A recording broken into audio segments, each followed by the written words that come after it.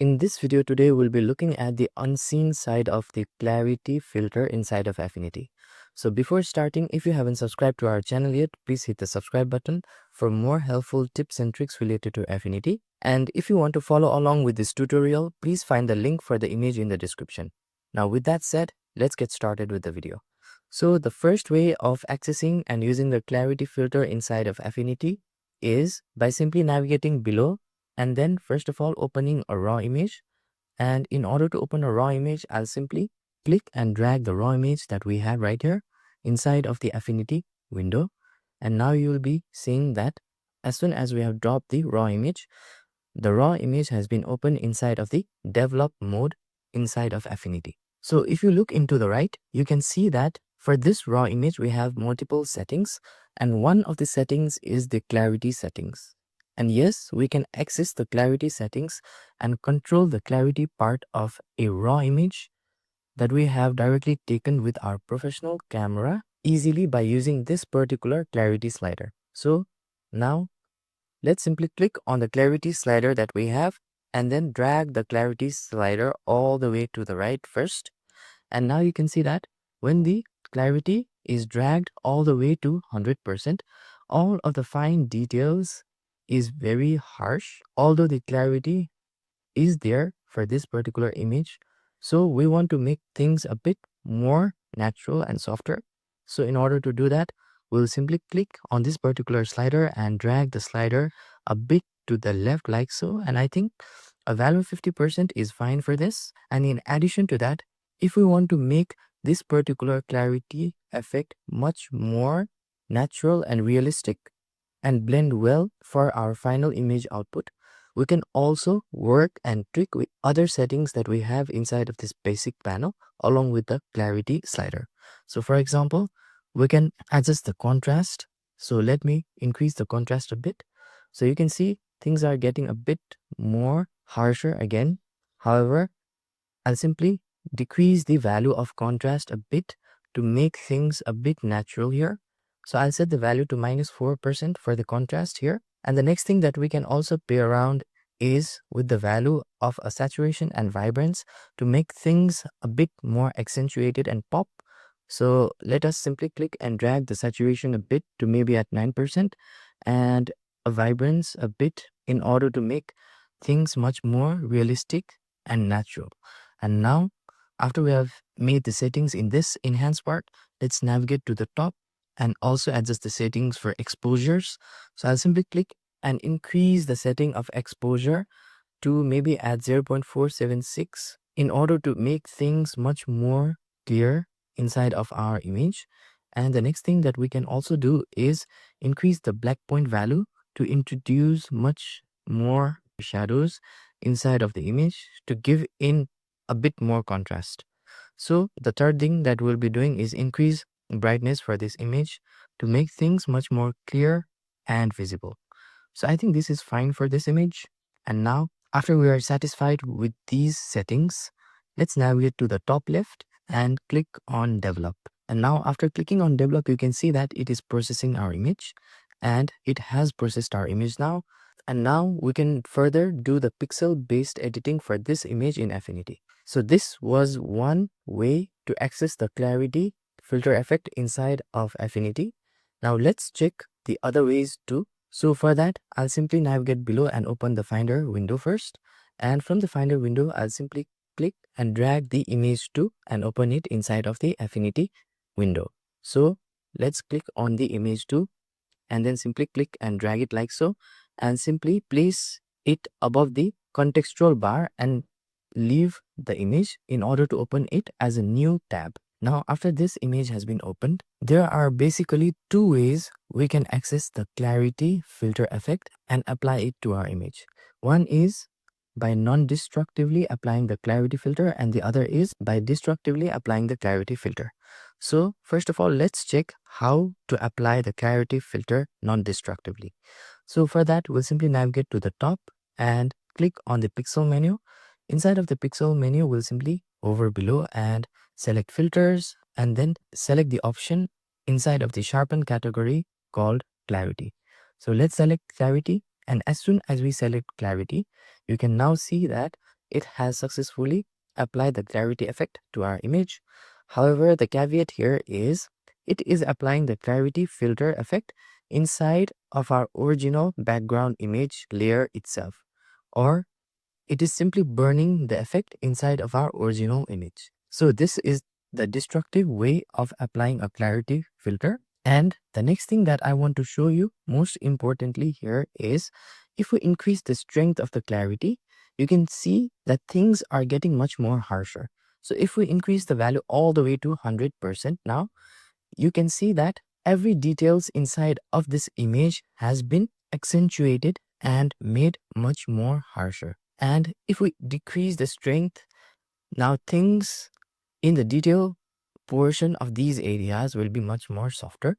So the one thing I wanted to point out about this two approaches of applying the clarity filter here is that when we increase the strength all the way to 100% by applying the clarity filter destructively inside of our image in the layers panel and then clicking on apply, what will happen is it will make the clarity effect much more harsher compared to the clarity effect that we will be applying through a non-destructible approach. So I'll simply click on the cancel button for now in order to not apply this clarity effect since it is a destructive way of applying our clarity filter. So the next approach is to simply navigate to the top and select the pixel menu option, and inside from the pixel menu option we can simply navigate below and select the new live filter layer. From the new live filter option we can simply navigate below and select the sharpen option and then select clarity option right here. So from the clarity option that we have right here, now you can see that it has applied the clarity filter effect as a non-destructive effect that could be accessed anytime and then changed or tweaked anytime. So now if we increase the strength value all the way to the right, you can notice that compared to how it was before, where the clarity was applied non-destructively, the intensity of applying clarity non-destructively as well as destructively is a bit different. That is, one is very much harsher and one is very much softer compared to the other one. Now, I don't want to add a very harsh detail to this image, so I'll simply click the slider and drag the strength to a lower value to maybe at 65% for this. And next, if we want to control the intensity of the clarity further, then we can also adjust the opacity value in order to make the clarity effect a bit less harsher or less intensified.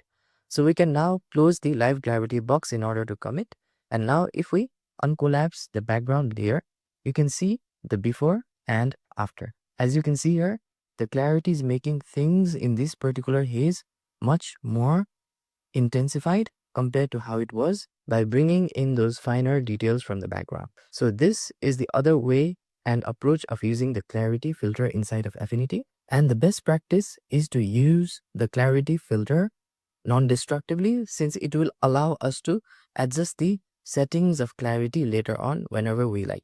Now the next thing that we can also do is if we want the clarity filter to be created as a new layer instead of the clarity filter being applied as a non-destructive layer inside of actual background image, what we can do is we can first of all simply delete this particular clarity filter layer that has been clipped inside of our background image.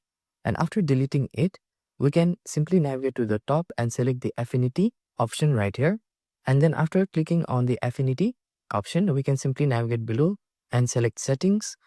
And within the settings, we can simply select the assistant category. And within the assistant category, you can see an option called adding filter layer to selection. And in this option, you can simply change add filter as a new layer. And after changing the option to add filter as a new layer, we can simply close the settings box. After closing the settings box, now if we navigate to the top and select pixel option that we have, and inside from the pixel option, if we navigate below and select new live filter layer, and then from it we can select sharpen option, and then we can select clarity. And now you can see that instead of clipping the clarity live filter within the background image itself, it has created the clarity filter as a new layer. So we can again adjust the live clarity filter similar to how we did before and increase the strength like so. So we can set it to 65% again and then adjust the opacity to control the intensity of our live clarity effect. Now after we are satisfied, we can simply close the live clarity box, and now you can see this is the before and this is the after. Now let's check the other use of the clarity filter inside of Affinity. So for that, similar to before, we'll simply open the Finder window first, and then inside from the Finder window, first of all, we'll simply open an image. So I have an image of a subject. So I'll simply click on this image and drag it to the top like so and drop it at the contextual bar so that it will open as a new tab or new document inside of Affinity. And now after opening the image, first of all, let's fix the color cast that we have inside of image. So in order to fix the color cast, I'll simply navigate to the bottom of our layers panel and then click on the adjustment icon right here.